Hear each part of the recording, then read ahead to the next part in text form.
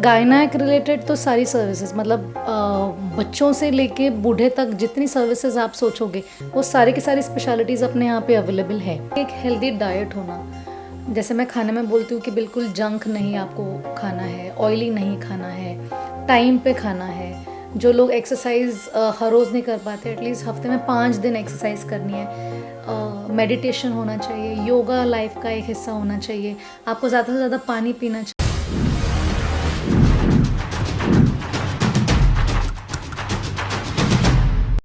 आम पब्लिक में एक धारणा बनी है कि हम डॉक्टर्स पास गायनेक पास जाते हैं तो डॉक्टर्स हमेशा सी सेक्शन करते हैं, ऑपरेशन करते हैं, सिजेरियन। नॉर्मल डिलीवरी नहीं हो रहा है, तो इसके पीछे का कारण क्या है?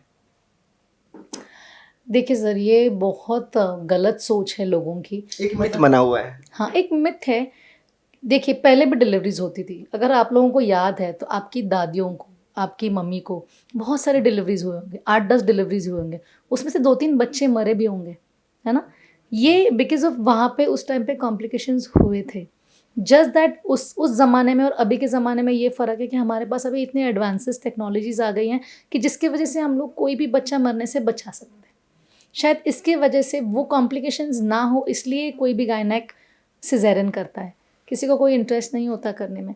सबसे पहले तो अगर आपका हर कुछ मतलब आजकल की महिलाएं एक्सरसाइज नहीं करती, ना ही उनको वॉकिंग का कुछ पता है। हेल्दी डाइट वो बताने के लिए होता है, मगर ज़्यादा से ज़्यादा मुझे लोगों को बताना पड़ता है कि केएफसी और मैकडॉनल्ड्स का मत खाओ ज़्यादा।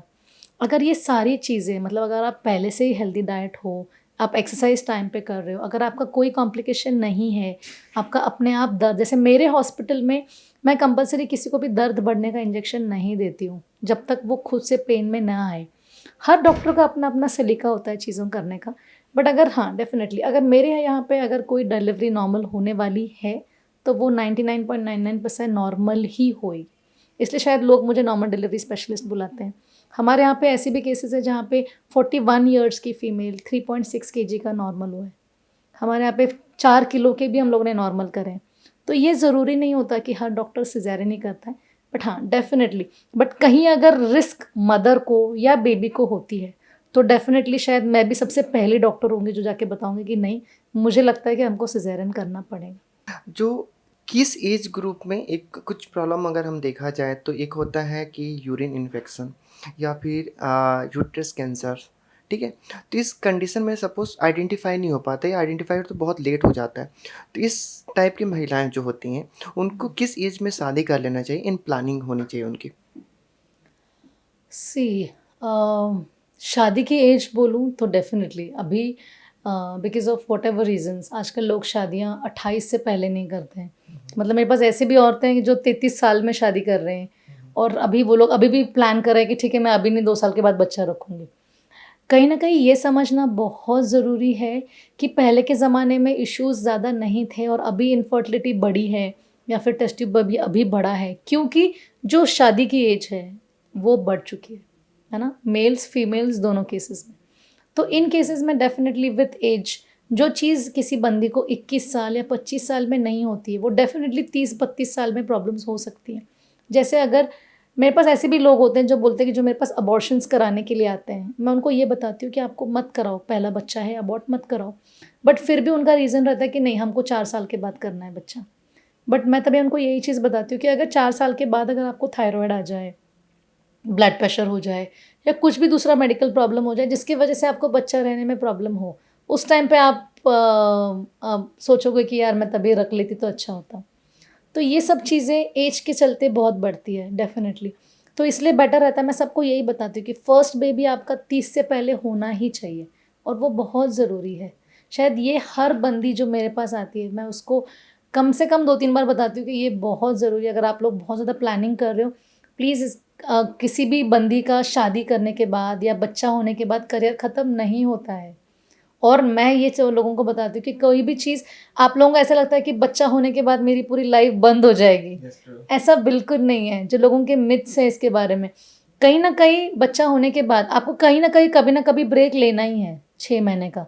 तो ये जितना जल्दी लेंगे उतना आपको कॉम्प्लिकेशंस कम रहेंगी, क्योंकि बाद में जाके फिर ट्रीटमेंट लेके फिर बच्चा प्लान करो, उसमें डेफ़िनिटली टाइम निकल जाता है। अभी शादी का जो एज ग्रुप है 28-30, या 31 तक जा रहा है, महाराष्ट्र की अगर बात करूँ, तो इस एज ग्रुप में शादी करने में उन्हें क्या-क्या प्रॉब्लम का सामना करना पड़ता है और क्या इनका सॉल्यूशन आज हमारे मॉडर्न साइंस में है हमारे पास? सर, अगर जो लोग बहुत लेट शादी कर रहे हैं या फिर जो आजकल के अगर सेलिब्रिटीज़ बोलो, मॉडल्स बोलो, फ़िल्म एक्ट्रेसेस जिन लोगों को इमीडिएटली बच्चा प्लान नहीं कर रहे या फिर जो बहुत-बहुत लेट भी प्लान कर रहे हैं, तो ऐसे केसेस में we have something called as freezing options also. मतलब ओवम फ्रीजिंग भी होता है। मतलब उन लोगों को पहले से स्टिमुलेट करके उनके अंडों को हम लोग फ्रीज़ करके रखते हैं और वो अंडे जो हम लोगों के अर्ली एज में रखे हैं, वो बाद में यूज़ करके भी उसका टेस्ट ट्यूब बेबी कर सकते हैं। तो that is one good option जो लोग सोच सकते हैं। बट डेफ़िनेटली उसमें भी it is a costlier option और लोगों को वो अफ़ोर्ड करना भी बहुत ज़रूरी है। ऑलमोस्ट जो आईवीएफ हम बात करते हैं, टेस्ट ट्यूब बेबी की बात करते हैं, तो आज भी सबको नॉलेज तो है, लेकिन फिर भी एक मिथ बना हुआ है कि इसमें बहुत सारे कॉम्प्लिकेशन आते हैं। तो इसके बारे में आप कुछ बताइए कि आज की धारणा क्या है आज की पब्लिक की इसके बारे में? टेस्ट ट्यूब बेबी के बारे में बताऊँगी तो किसी भी प्रोसीजर के साथ एक कॉम्प्लिकेशन साथ में रहता ही है। बट अगर इसको बताऊँ तो डेफ़िनेटली प्रेगनेंसी के चांसेस लोगों के बड़े हैं, तो इसको मैं कॉम्प्लिकेशन नहीं बोलूँगी। बट हाँ, जब भी आप प्रेगनेंसी मतलब आईवीएफ में हम लोग कैसे इंजेक्शंस के ऊपर सब कुछ करते हैं। अंडे बढ़ाने से लेके प्रेगनेंसी सपोर्ट से लेके सारी चीज़ों में इंजेक्शन ज़्यादा लगती है। तो डेफ़िनेटली एक औरत को पूरे-पूरे मंथ में ऑलमोस्ट हर रोज़ के इंजेक्शंस होते हैं। शायद ये इसका सबसे बड़ा प्रॉब्लम है मैं बोलूँगी जो लोग एक्चुअली इसको नहीं कर पाते। या फिर सेकंड मोस्ट इम्पोर्टेंट इसको मैं कॉम्प्लिकेशन नहीं बोलूँगी दैट कॉस्ट फैक्टर एसोसिएटेड मतलब ये एक मेजर सेटबैक है। Definitely it's an advance technology तो उसके साथ पैसा भी लगता है। अभी बहुत सारी महिलाओं में केस आता है कि प्रेगनेंसी नहीं होने का चांसेस होते हैं या मेजर रीज़न बहुत सारे होते हैं। तो उस कंडीशन पर क्या कर सकते हैं? सॉल्यूशन क्या होता है उन महिलाओं के लिए? सो सबसे पहले तो अगर आप कोई भी महिला या फिर कोई भी कपल अगर 1 साल के ऊपर से ट्राई कर रहा है और फिर भी अगर बच्चा नहीं कर पा रहे, तो मुझे लगता है उनको गायनेक सपोर्ट लेना बहुत ज़रूरी है ना? ये बहुत ज़रूरी है कि आपका चेकअप करें। अगर आप 30 से अंदर हो तो, अगर आप 30 क्रॉस कर चुके हो और फिर भी आप लोग ट्राई कर रहे हो 1 साल के ऊपर, तो मुझे लगता है कि आप लोगों को जल्द से जल्द ट्राई करना चाहिए उन लोगों को कि एक सपोर्ट ले, डॉक्टर से मिले, हिस्ट्री ले टेस्ट कराएँ हस्बैंड का, वाइफ का, दोनों का and then come to a decision. This is one preliminary step तो ये हुआ।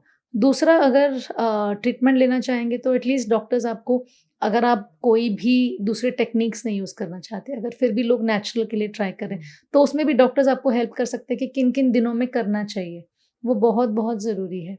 दूसरा मतलब आईयूआई हम लोग जो बोलते हैं इंट्रा यूट्राइन इंसेमिनेशन, ये एक प्रोसीजर है जहाँ पे हस्बैंड का सीमेन सैंपल वॉश होता और वो डायरेक्टली फीमेल के यूट्रस में पुश किया जाता है। तो ये एक थर्ड ऑप्शन है। फॉलिकुलर स्टडीज़ होती हैं इसमें जिसमें सारी चीज़ें मॉनिटर होती है वाइफ़ की और उसके बाद फिर थर्ड एंड फ़ॉरमोस्ट मतलब test tube baby obviously. After baby गाइनेस के लिए क्या-क्या प्रॉब्लम होती है महिलाओं को फेस करना पड़ता है? आफ्टर बेबी तो डेफ़िनेटली बच्चा itself is a big job for the yes. Mother. आजकल के लोग ब्रेस्ट फीडिंग को इतना कंफर्टेबल नहीं समझते। मतलब there are breast support groups हमारे यहाँ पे कि जहाँ पे लोग एक्चुअली साथ मिलके अपनी-अपनी प्रॉब्लम्स डिस्कस करती हैं। जैसे हमारे यहाँ पे लैक्टेशन कंसल्टेंट आती है, तो ब्रेस्ट फीडिंग के ऊपर प्रॉपर आपको 1 डेढ़ घंटा सेशन दिया जाता है कि कैसे करना चाहिए, क्या चीज़ें गलत है, क्या सही है, खाने-पान से लेके पोज़ीशन ले लेके सारी चीज़ें वहाँ पे एक्सप्लेन होती है। फिर दूसरा मतलब बॉडी के साथ रिकवर होना। नॉर्मल डिलीवरी के बाद लोगों को यही मतलब अपने लिए टाइम नहीं निकाल पाते। तो कहीं न कहीं वो चीज़ कि आपकी फ़िज़िकल फ़िटनेस अलाइन करना भी एक बहुत बड़ा इश्यू जो होता है लोगों के लिए।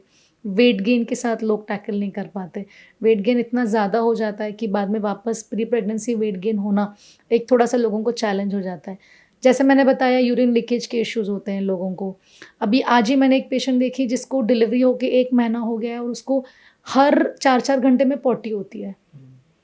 मतलब ये भी एक प्रेगनेंसी कॉम्प्लिकेशंस हो सकते हैं कि जहाँ पे मेबी उसके जहाँ डिलीवरी हुई है वहाँ पे जो एपिज़ोटोमी जो स्टिच डालते हैं वो स्टिच बराबर नहीं सिला गया है या फिर मेबी उसके एनस को उस एरिया को कुछ डैमेज हुआ है, स्फिंक्टर्स को डैमेज हुआ है, शायद उसके चलते भी उसको इश्यूज़ हुए हैं। तो ये सारी चीज़ें हम लोग देखते हैं। ओके। तो मैम ऐसे कौन से केसेस आते हैं जिसमें महिलाएँ अवॉइड करती हैं? आपके पास महिलाओं को रूटीन चेकअप करना चाहिए आफ्टर बेबी, या एक एज के बाद अगर मैं गायनेक से रिलेटेड प्रॉब्लम की बात करूँ, तो महिलाएँ जिसको अवॉइड करती हैं? सबसे पहले तो मुझे लगता है महिलाओं को और बताऊँ तो 30 इयर्स के बाद आई एम श्योर किसी को भी ये नहीं पता कि एक पैप स्मीयर टेस्ट करना बहुत ज़रूरी है। पैप स्मीयर टेस्ट एक सर्वाइकल कैंसर स्क्रीनिंग होता है। मतलब ये इतना सिंपल टेस्ट है कि बस यूट्रस के मुँह पे हम लोग बस ब्रश घुमाते हैं और वो टेस्टिंग को भेजते हैं। इमेजिन करो अगर मैं आपको ये बताऊँ, और ये सच है, इंडिया में हर 8 से 9 मिनट में एक औरत कैंसर सर्विक्स से मरती है। तो अभी आप मुझे बताओ कि ये कितना इम्पोर्टेंट है। मैं लोगों को कम से कम 500 पैम्पलेट्स बाँट चुकी हूँ, बट उसमें से 5 औरतें भी सामने से आके नहीं बोलती है कि मुझे ये टेस्ट करानी है ना? मतलब ये इतनी इम्पोर्टेंट है, लोगों को इसका इम्पोर्टेंस नहीं समझ में आता। मैम ये टेस्ट क्यों कराना चाहिए और इसका आइडेंटिफ़ाई कैसे कर सकते हैं? ये कैंसर, सर्वाइकल कैंसर वैक्सीन, मतलब सर्वाइकल कैंसर प्रिवेंटिव टेस्ट है ये। तो इससे अगर किसी को सर्वाइकल कैंसर होना है तो वो डिटेक्ट होता है। और ये टेस्ट हार्डली एक 5 मिनट लगता है, और ये एक बार आप टेस्ट कर लो और वो टेस्ट का रिपोर्ट नेगेटिव है, तो 5 साल तक आपको वापस टेस्ट करने की ज़रूरत नहीं है। सेकंड मोस्ट इम्पॉर्टेंट बताऊँगी कि सेल्फ ब्रेस्ट एग्ज़ामिनेशन, मतलब बहुत ज़रूरी है कि औरतों को अपना ब्रेस्ट एग्ज़ामिनेशन रेगुलरली कराना चाहिए। अगर खुद नहीं पॉसिबल है तो ऑब्वियसली किसी डॉक्टर के पास जाके, किसी सर्जन के पास जाके या फिर गायनेक्स के पास जाके आप कराओ, वो बहुत ज़रूरी है। हमारे यहाँ पे इतने सारे केसेस ब्रेस्ट कैंसर के दिखते हैं हमको, तो ये भी एक बहुत मेजर चैलेंज है ना?